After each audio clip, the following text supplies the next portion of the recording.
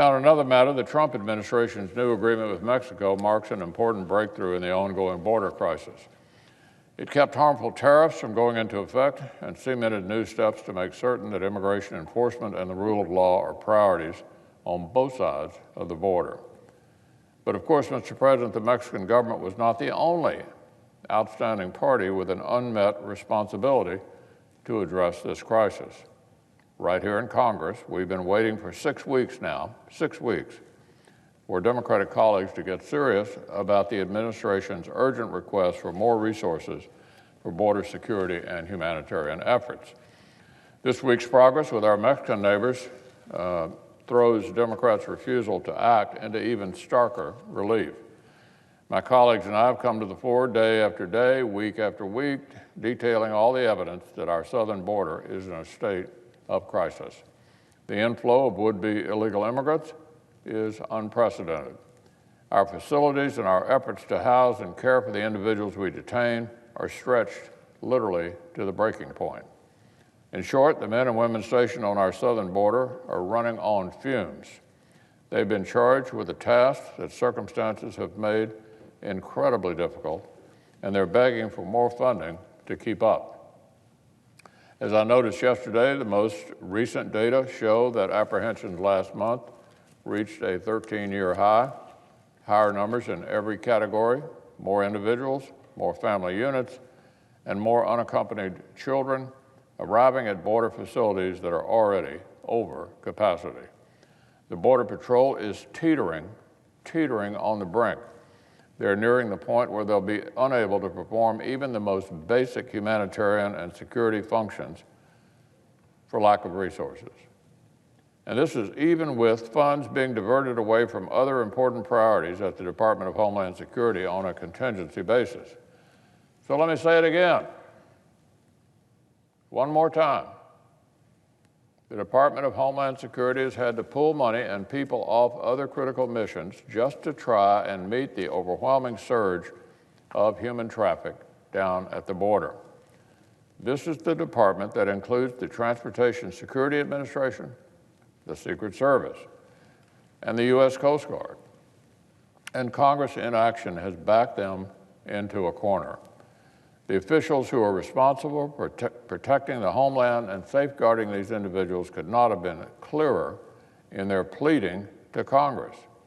They could not have been more clear. The acting Homeland Security Secretary has told us already that, quote, given the scale of what we are facing, we will exhaust our resources before the end of this fiscal year.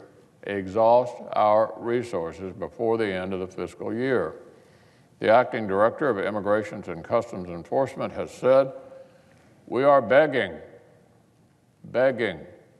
We are asking Congress, please help us. By any honest reckoning, this constitutes a crisis. And that's why Americans across the entire political spectrum agree that Democrats in Congress need to put aside their allergy to finding an inch of common ground with President Trump and finally agree to get something done.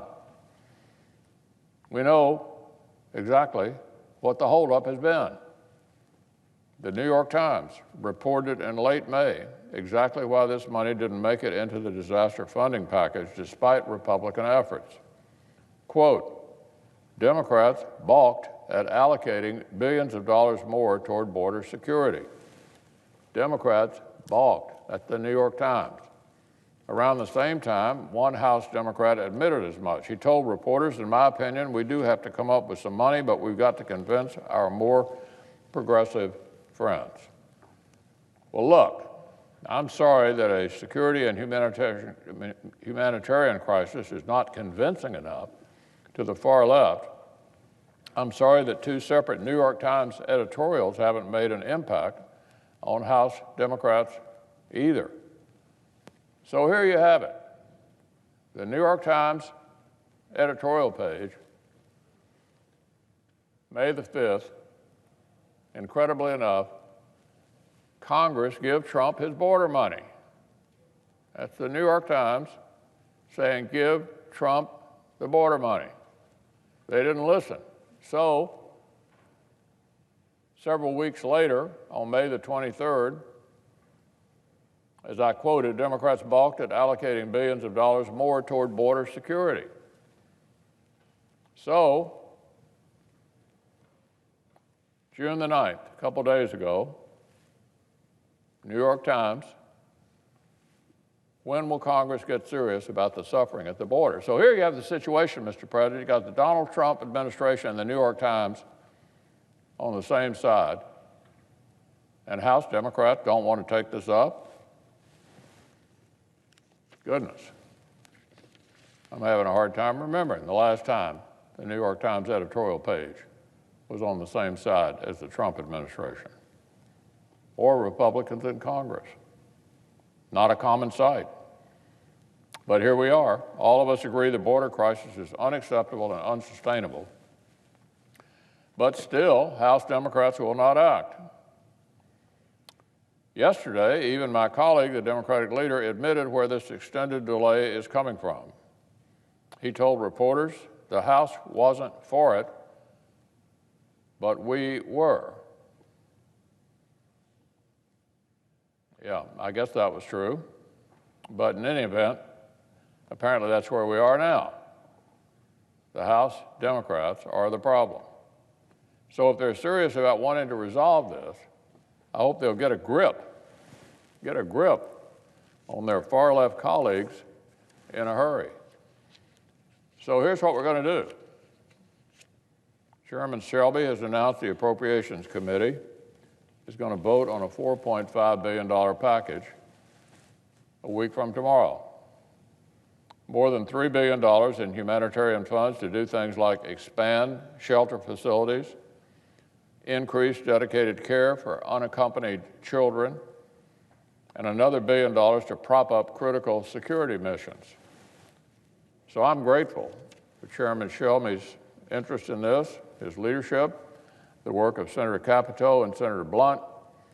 I cannot urge my Democrat friends strongly enough to finally, what does it take to convince them to get serious and find their way to yes?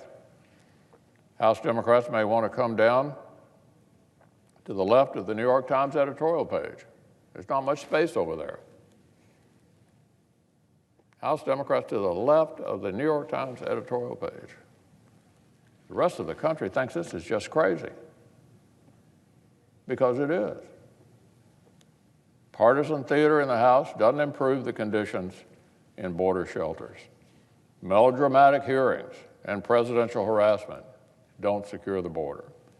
The resistance doesn't pay the bills. This spectacle of opposition for opposition's sake, even on such an obvious,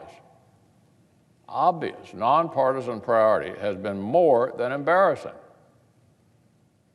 It's completely irresponsible. It needs to end soon. In the coming days, it will. We're going to act in the Senate, and we're going to move forward to provide the funding necessary to try to solve this humanitarian crisis.